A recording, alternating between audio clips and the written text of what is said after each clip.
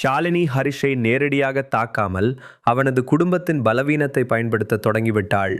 ஹரிஷ் திலகாவிடம் பேசிக்கொண்டிருக்கும் போதே வீட்டின் ஜன்னல்களை உடைத்துக்கொண்டு ஷாலினியின் கூலிப்படை உள்ளே நுழைகிறது. புகைக்கு நடுவே ஷாலினியின் தளபதி விக்ரம் திலகாவின் கழுத்தில் கத்தியை வைக்கிறான். ஹரிஷ் பாய்ந்து செல்வதற்குள் அவனது தலையில் பின்னாலிருந்து ஒரு பயங்கரமான அடி விழுகிறது. ஹரிஷ் தரையில் சாய விக்ரம் திலகாவை இழுத்து கொண்டு வண்டியில் ஏறுகிறான். கார் டயர்கள் சீறி பாயும் சத்தம். ஹரிஷின் ஃபோன் ஒலிக்கிறது. ஸ்பீக்கரில் ஷாலினியின் குரல். ஹரிஷ், நீ இப்போ வெறும் சாதாரண மனுஷன். உன் அனுஷன், உன் அத்தை உயிரோட வேணும்னா சிட்டிக்கு வெளியே இருக்கிற அந்த பழைய கெமிக்கல் ஃபேக்ட்ரிக்கு நீ வந்தாகணும்.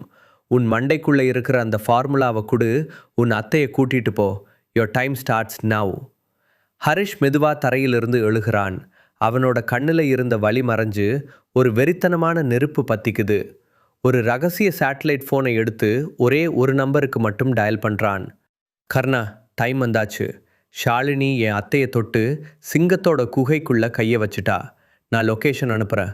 உன் ஆட்களோட உடனே அந்த ஃபேக்ட்ரிக்கு வா. பாழடைந்த அந்த கெமிக்கல் ஃபேக்ட்ரி உள்ள நாற்காலியில் திலகா கட்டப்பட்டிருக்க. அவங்களை சுற்றி ஷாலினியோட 3 கொடூரமான தளபதிகள். விக்ரம், அர்ஜுன், அப்புறம் தீனா. மாடியில் ஷாலினி. ஃபேக்ட்ரியோட பெரிய இரும்பு கதவு க்ரீச்சுங்கிற சத்தத்தோட திறக்குது. எந்த ஆயுதமும் இல்லாமல் மிக கம்பீரமாக நடந்து வரான் ஹரிஷ். அவனோட மூளை ஒரு மிகப்பெரிய சைக்கலாஜிக்கல் கேம் ஆட தயாராகிடுச்சு. அவன் எடுத்து வைக்கும் ஒவ்வொரு அடியும் ஒரு பேரழிவின் முன்னறிவிப்பாக தோன்றியது. எந்த சக்தியும் இல்லாத ஒருவன் எப்படி மரணத்தின் முன்னால் இவ்வளவு மிடுக்குடன் வருகிறான் என்ற குழப்பம் அந்த 3 தளபதிகளின் கண்களிலும் அப்பட்டமாக தெரிகிறது. ஹரிஷ் நேராக வந்து நிற்கிறான். அவனது மூளை ஒரு மாபெரும் உளவியல் யுத்தத்தை, சைக்கலாஜிக்கல் கேம் நிகழ்த்த தயாராகிவிட்டது. ஹரிஷ், ஷாலினி, நான் வந்துட்டேன். உனக்கு வேண்டிய அந்த சஞ்சீவினி எக்ஸ் ரகசியம் என் மூளைக்குள்ளே பத்திரமா இருக்குது. ஆனால் இந்த ரகசியத்தை நான் உனக்கு கொடுக்க போகிறதில்ல.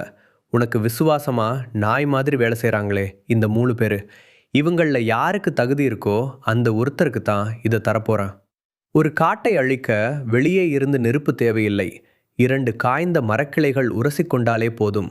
ஹரிஷ் வீசிய இந்த ஒரு சிறிய வார்த்தை அந்த 3 தளபதிகளின் மனதிற்குள்ளும் அதிகார ஆசையையும் துரோகத்தின் விதையையும் ஆழமாக விதைத்துவிட்டது. ஹரிஷ் இப்படி சொன்ன மறுகணமே விக்ரம் முந்திக்கொண்டு அவனை நோக்கி செல்கிறான். இதை சற்றும் எதிர்பாராத அர்ஜுன் அவனை தடுக்க முயல்கிறான். ஆனால் விக்ரம் நிற்காமல் செல்லவே அர்ஜுனுக்கு கோபம் தலைக்கேறுகிறது. திடீரென அர்ஜுன் தன் முழு பலத்தையும் திரட்டி பாய அடுத்த நொடி என்ன நடக்கிறது என்று விக்ரமும் தீனாவும் சுதாரிப்பதற்குள் விக்ரமின் முகத்தில் இடி முழங்குவது போன்றதோர் பயங்கரமான அறை விழுகிறது. முகத்தில் பலமாக தாக்கும் சத்தம். விக்ரம் கீழே விழுகிறான். சில அடிகள் பின்னால் தூக்கி வீசப்பட்ட விக்ரமின் வாயிலிருந்து ரத்தம் கசிகிறது. தீனா அதை நம்ப முடியாமல் அதிர்ச்சியில் உறைந்து நிற்கிறான். எப்போதுமே ஷாலினிக்கு விசுவாசமாக இருக்கும் அர்ஜுனிடமிருந்து இப்படி ஒரு மூர்க்கமான தாக்குதல் வரும் என்று அவன் கனவில் கூட நினைக்கவில்லை. ஹரிஷின் கையில் இருக்கும் அந்த ரகசியம் அவர்களை அறியாமலேயே அவர்களுக்குள் தீரா பகையை ஏற்படுத்திவிட்டது. மாடியில் நின்று கொண்டிருந்த ஷாலினியின் புருவங்கள் சுருங்குகின்றன. சிங்கம் வலையில் சிக்கிவிட்டதாக அவள் நினைத்திருக்க, அந்த சிங்கம் தன் வலையை தானே பின்னிக் கொண்டிருக்கிறது என்பது இப்போது மெல்ல புரிய தொடங்கியது. அவன் நிஜமாவே விக்ரம் அடிச்சிட்டானா என்று அவளுக்கே தெரியாமல் வாய் முணுமுணுக்கிறது. அர்ஜுன் தன் கைகளையே அதிர்ச்சியுடன் பார்த்தபடி, நான் வேணான்னு சொன்னேன்ல, நீயே நான் சொல்கிறத கேட்கல. விக்ரம் தரையிலிருந்து மெதுவாக எழுந்தபடி ஆத்திரத்துடன், அர்ஜுன், எம்எல்ஏயே கை வச்சுட்டல. ஹரிஷ்கிட்ட இருந்து நான் அந்த ரகசியத்தை வாங்கிட்டா ஷாலினி மேடம்க்கு அடுத்த இடத்துல நான் உட்கார்ந்துருவேன். உன்னோட அதிகாரம் குறைஞ்சிடும்னு நீ பயந்துட்ட. அதனால தானே என்னை அடிச்ச. தீனா கோபத்துடன், அர்ஜுன், உன் மனசுல இவ்வளவு வன்மம் இருக்குன்னு நான் எதிர்பார்க்கவே இல்லை. அர்ஜுன் எவ்வளவோ நிலைமையை சமாளிக்க முயற்சிக்கிறான். ஆனால் விக்ரமின் முகத்திலிருந்து சொட்டும் ரத்தம் அதை அவர்கள் ஏற்றுக்கொள்ள முடியாதபடி செய்துவிட்டது. ஒருவருக்கொருவர் அடித்துக்கொண்டு அவர்கள் மூவரும் பிளவுபடுவதை புரிந்து கொண்ட ஹரிஷ் முகத்தில் ஒரு நக்கலான புன்னகையோடு தனது அடுத்த செக்மேட்டை வைக்கிறான். ஹரிஷ் சத்தமாக, அர்ஜுன், உங்கள் ஆக்டிங் ரொம்ப சூப்பராக இருக்குது. மற்றவங்களை நம்ப வைக்கிறதுக்காக நீங்கள் எவ்வளோ பெரிய ட்ராமாவை போடுறீங்கன்னு நான் எதிர்பார்க்கல. நானே ஒரு நிமிஷம் உங்களை அப்பாவின்னு நம்பிட்டேன்னா பார்த்துக்கோங்களே.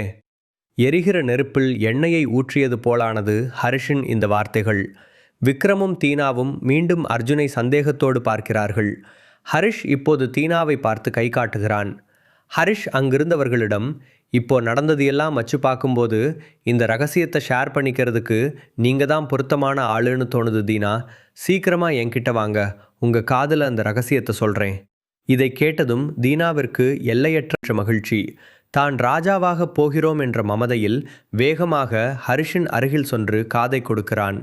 ஹரிஷ் அவனது காதில் ஏதோ முணுமுணுக்கிறான். ஆனால் உண்மையிலேயே அவன் எந்த ரகசியத்தையும் சொல்லவில்லை. ஹரிஷ் வேண்டுமென்றே சத்தமாக, ரகசியத்தை மனப்பாடம் பண்ணிட்டீங்களா தீனா? நான் சொன்ன மெத்தட்ஸை கரெக்டாக ஃபாலோ பண்ணுங்க. தீனா குழப்பத்துடன், ஹரிஷ், அந்த ரகசியத்தை இன்னொரு தடவை சத்தமாக சொல்ல முடியுமா? நீ சொன்னது எதுவுமே எனக்கு சரியாக கேட்கல. ஹரிஷ் திடீரென ஏதோ ஒன்றை புரிந்து கொண்டது போல சத்தமாக, ஓ சரி சரி, இப்போ எனக்கு புரியுது. உங்கள் பிளான் உண்மையிலேயே சூப்பர் தான். மற்ற 2 பேருக்கும் அந்த ரகசியம் கிடச்சிடக்கூடாதுங்கிறதுக்காக நான் சொன்னது உங்களுக்கு கேட்கலன்னு பொய் சொல்கிறீங்க, அப்படிதானே? அவ்வளவுதான். எரிமலை வெடித்து சிதறியது. இதை கேட்டதும் விக்ரமின் முகம் கோபத்தில் சிவக்கிறது. அர்ஜுனும் ஆத்திரமடைகிறான். ஹரிஷ் தனது வலையை மிகச்சரியாக பின்னியிருந்தான். ஹரிஷ், நான் நிஜமாத்தான் சொல்கிறேன், எனக்கு எதுவும் கேட்கல என்று தீனா எவ்வளவோ கதறுகிறான். ஆனால் யாரும் அதை கேட்கும் மனநிலையில் இல்லை. ஹரிஷ் தீனாவிடம் கிசுகிசுப்பது போல, ஆனால் மற்றவர்களுக்கு கேட்கும் வகையில், தீனா, நீங்கள் என்ன பண்ணுறீங்கன்னு எனக்கு நல்லாவே புரியுது. நிஜமா நான் இதை பற்றி அவங்க கிட்ட எதுவும் சொல்ல மாட்டேன். மயான அமைதி உடைந்து பிரம்மாண்டமான ஆக்ஷன் இசை ஒலிக்கிறது. ஹரிஷ் சட்டையில் இருந்த தூசியை தட்டிவிட்டபடி மிக மிடுக்குடன் எழுந்து நிற்கிறான். அடுத்த வினாடி அந்த அமைதியை சுக்குநூறாக உடைத்து கொண்டு மரணத்தின் தூதனைப் போல ஒரு கருப்பு நிற வாகனம் அந்த தொழிற்சாலையின் இரும்பு கதவுகளை உடைத்து கொண்டு உள்ளே சீறி பாய்ந்து வருகிறது. அதிலிருந்து நவீன ஆயுதங்களுடன் கர்ணாவும் அவனது ஆட்களும் குதிக்கிறார்கள். கர்ணா நேராக ஹரிஷின் முன்னால் வந்து நின்று, சிக்னல் கிடைச்சதும் வந்துட்டோம் தலைவா என்கிறான். கண்ணிமைக்கும் நேரத்தில் கர்ணாவின் ஆட்கள் திலகாவை சுற்றியிருந்த கயிறுகளை அறுத்து அவரை பாதுகாப்பாக மீட்டு விடுகிறார்கள். மாடியில் நின்று கொண்டிருந்த ஷாலினிக்கு மூச்சே நின்றுவிட்டது.